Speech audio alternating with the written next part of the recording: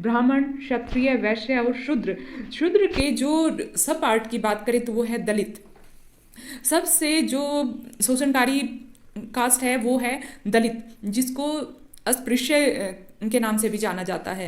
हमारी जो जाति व्यवस्था 4 वर्णों में बटी हुई है प्राचीन समय से ही। तो फर्स्ट है ब्राह्मण। ब्राह्मण का मेनली कार्य होता था कि वो अनुष्ठान कार्य करता था, धार्मिक कार्य करता था। और इसी आधार पर क्षत्रिय के भी कार्य बटे हुए थे कि क्षत्रिय युद्ध लड़ने में कुशल माना जाता था, कि उसकी भुजाओं में बल है जिसके कारण वो हमेशा विजयी रहेगा। तो क्षत्रिय भी एक कैटेगरी थी। इसी प्रकार से वैश्य, वैश्य यानी कि किसी भी व्यवसाय में कुशलता को हासिल करना। तो जो जाति है वो वैश्य आधार पर भी बटी हुई थी कि हमारे समाज में व्यवसाय को संभालने के लिए कुछ पर्टिकुलर लोगों को ही कुशल माना जाता था। फोर्थ है शूद्र। शूद्र वो होते हैं जो कि कोई भी कार्य करने में अकुशल हैं, जिनको हम मजदूर के स्वरूप में देखते हैं।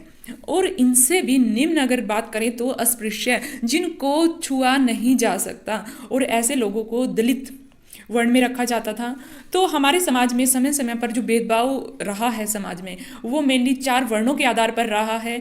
कि ब्राह्मण की कैटेगरी को सबसे सर्वोच्च माना जाता था, कि उन्होंने जो भी कह दिया वो बिल्कुल सही है, उन्हें ज्ञान का आधार माना जाता था। इसी आधार पर कि अगर हमें खुद को सेफ रखना है तो क्षत्रिय वर्ण जरूरी है, और इस वर्ण में वो लोग ही शामिल होते थे जिनकी भुजाओं में बल होता था, और आने वाली जो जनरेशन है इनकी वो भी क्षत्रिय ही कहलाती थी। इसी प्रकार से वैश्य, वैश्य वो थे जो कि हिसाब किताब में कुशल थे।